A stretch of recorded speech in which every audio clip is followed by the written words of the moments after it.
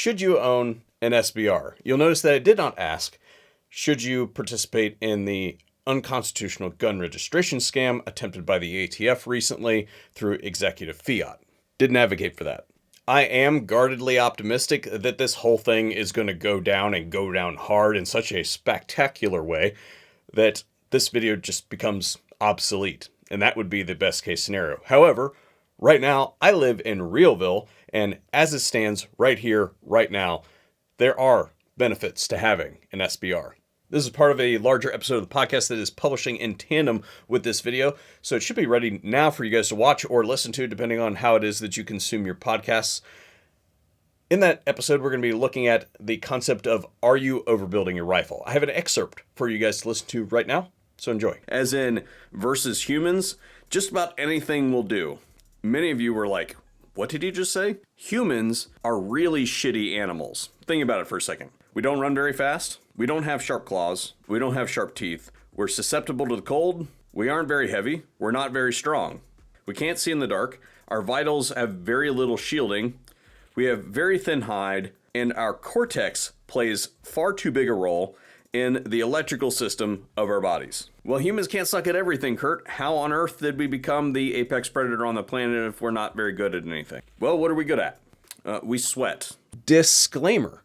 I am not an attorney, and this should not be taken as legal advice. If you have specific questions, then you should retain one. And I would also like to note that you should stop asking stupid questions. And stupid questions are defined as any question that is asked of a member of the executive branch of your government.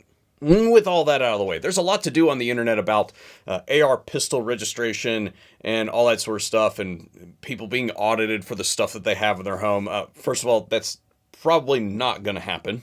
Just throwing that out there. There isn't really the manpower to do that. And to be able to do that, they would also have to have a warrant. So unless you're doing stupid stuff like some people on the internet and publishing pictures of your guns everywhere. If your registered SBR is of the AR type and you have a bunch of AR pistols, then you don't have anything to be concerned about either, because you can have multiple uppers, multiple calibers associated with one registered SBR. This has been a thing for a long period of time, and I just want you to think through it logically with me for a second. Say that you have a registered SBR and it's done with a 10.3 inch barrel. Well, what happens when you shoot that barrel out? And let's just say that they just stop for whatever reason making 10.3 inch barrels for whatever reason. I don't think there's any danger of that occurring, but let's just say that, 10.3 isn't a 10.5 inch barrel, it's a 10.3 inch barrel. So let's just say that there's some kind of crisis and they don't produce 10.3 inch barrels, or like what's going on right now with people rushing to buy 16 inch barrels and things like that.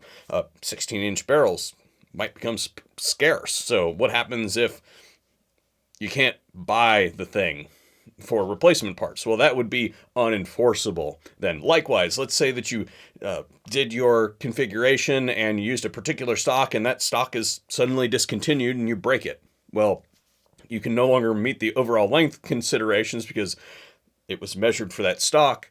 Well, again, that would be unenforceable. I will tell you, however, what I've been told by more than one attorney in the space, and that is to keep that original upper hanging around. Just so if you wanted to restore it to the original configuration, then you could. There is no photographic requirements of the weapon for a Form 1. It doesn't exist, and I've seen this buzzing around the internet, and I think what's going on is people see that there is a place to upload a photo or more than one photo, so they assume that it's required to upload a photo. This is not a thing. It's never been a thing, and I'm assuming that this is a holdover from or a leftover from a copy-paste job that was done when they were creating the profiles in eForms, because to my knowledge, the only form that I've ever used that has required photographic evidence of a physical item is the destruction form. And I can't remember the number of the destruction log form, whatever it is. But that has to have photos. But other than that, there, to my knowledge, is not a form that requires a photograph of the device. And this was even echoed in the most recent training by the ATF. Training in big air quotes. Start the presentation with a little background as to how we got where we are today. The training that they put on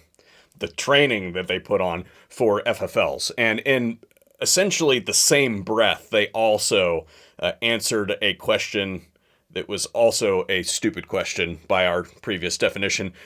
Could you use multiple uppers? And they confirmed that that is indeed the case. So if you have a 223 upper on it, you would list as 223. In the notes, you would say that there's multiple calibers, sort of letting NFA know that. But you would not need to engrave the firearm further. Again, please stop asking those questions. Give them an opportunity to say something else.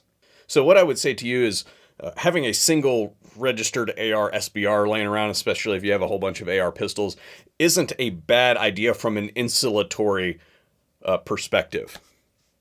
The other thing I would say is, the braces always kind of sucked. It's definitely not a stock. So the idea that they're treating them as stocks, they are not equivalent whatsoever, and they're completely off base on this. But if you have tried to use a brace as a stock, then particularly at night, when you've got all kinds of stuff on your head, wires and dinguses and dongles, you want a slick stock that your stuff can't get hung up on.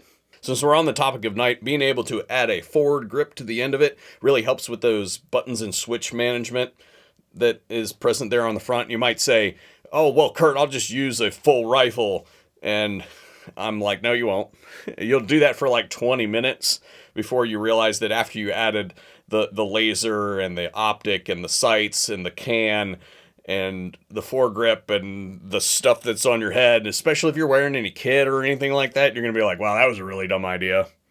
I want to hear from you guys. What do you think? Do you think that the entire NFA is going to go down in a burning flaming cinder? Do you think that SBRs will be removed from the registry? Do you think that this thing's going to stick and that the pistol brace is going to go the way of the dodo? Or do you think that we're just going to return to the status quo that was a few months ago? Thank you guys for watching today, and don't forget that you can take advantage of great deals on products that I stand behind, like PowerTac flashlights. That's the current EDC light that I'm using on a daily basis. You can find discount codes on products like those over at the affiliates page that'll be linked in the description box down below, along with our pages like Patreon, Subscribestar, and now Utreon, where you can support the VSO Gun Channel directly, in addition to using those codes that generate sales and things like that come back to support the channel indirectly through stuff that you're going to buy anyway.